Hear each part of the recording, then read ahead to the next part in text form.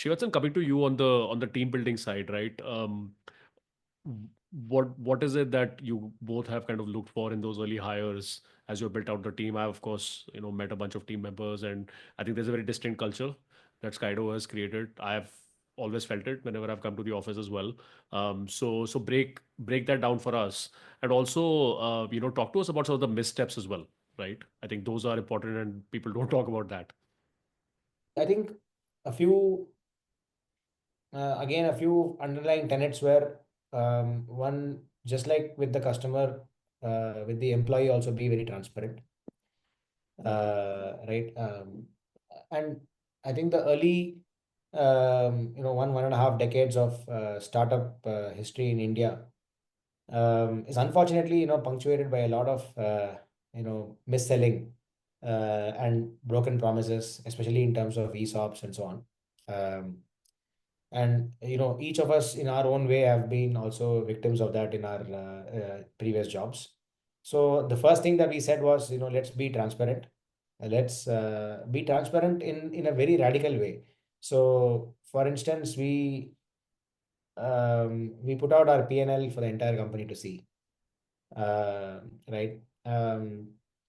Our all hands, um, there is no all hands deck, there is no investor deck, and there is no, internal MIS, nothing, right? So far, we've been like any startup, in discussions with multiple investors over the last 2, 3 years in terms of each round of fundraise. And every piece of document that I've shared with anyone externally is a document that I use for my own business review and is the document that I share with every employee of the company. It is a scary thing, even as I say it, because there are lots of risks and leakage possibilities. But I also think the alternative is not any safer. So between the two alternatives of being secretive versus being transparent, I think being transparent actually gives you a higher odds of long-term success, uh, irrespective of the short-term stress that comes with it, right? So I think that's the one thing that we said we'd first offer to anybody who comes in. Um, Secondly, we also wanted to be, looking for people who would, rank at a 7 or an 8 on capability, but, a 10 on, intent.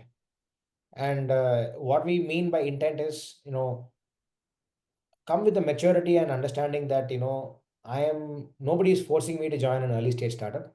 But if I did join an early stage startup, then these are the next steps that, naturally follow. Yeah, I can't go into an action movie and not expect to see a fight. You walked into the theater, so you are this is what you're going to see, right? So that maturity, irrespective of the age, some people have it very early in their careers. Some people do not have it even after several years of working. So this is one thing that we always look for, which is this person a good stage fit for an early stage startup? Does he have the intent, he or she have the intent to fight it out and continuously learn and develop themselves? If those two are there, then ability is actually something that can improve over time. I also believe a lot in compounding of ability. Then I think one other thing that we also do not usually get dazzled by is uh, someone's resume as part of a blazing story, saying that hey, this person did X in Y company. That may or may not be due to their own intrinsics, right? It may just be that they were right place, right time, and did a great job. So I'm not saying we'll discount it, but I just think that we don't usually give it undue importance. Our interview process is typically strong academic pedigree, which kind of showcases a little bit of first principles thinking ability, and then an interview process which mostly tests for that the existence of that intrinsic thinking ability. And then these qualitative checks which are around: is the person stage appropriate? Does the person have the willingness to want to be a better version of themselves every few months, and so on? The At least personally for me, I would want someone who joins Skydo to think of this as their only job or their destination job. Of course, it's a mindset. It need not be that they have to be there for 30, 40 years. They have to be, it need not mean that. But if they really think of this that way, then the only reason they would leave is for something which is 10x better, which could either be their own entrepreneurship or some opportunity that they really got because of the current the growth that they've had here, which the company may not be able to provide. But people would leave us only because of finding something extraordinarily better, and not because we did not fulfill some promise of theirs, right? So that's the very broad philosophy, and the interview process again works for this. We are also always saying that it's okay to miss one or two great people, but it's not okay to hire somebody we don't feel completely thrilled about on day one. Having said that, I think there have still been quite a few missteps that we've done. And I would say it all broadly falls into the same bucket of persisting with misfits for longer than we should, right?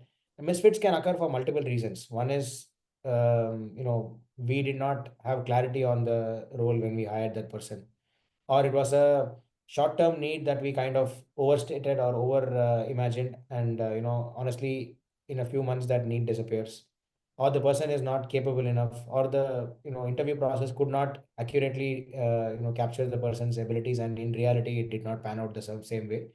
Whatever be it, I think it is quite a drag on everybody's mental health, and you know uh, it's a it's also a rub off on other people in the system if people who are not suited continue to persist for long, and so on. So I think that we could do better, be a little more decisive on certain things like that.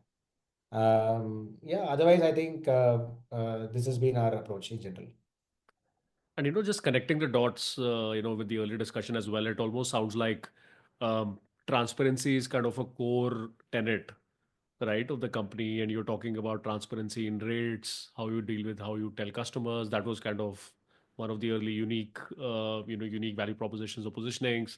It's also translating to kind of employees and I'm just thinking out loud. It's actually a very interesting point, right? Which is you got to be consistent in your values. You can't be expecting the entire team at the company to be transparent to your customers, but then not walking the talk internally. Yeah, absolutely. Yeah, and that two-faced approach is very easy for people to spot.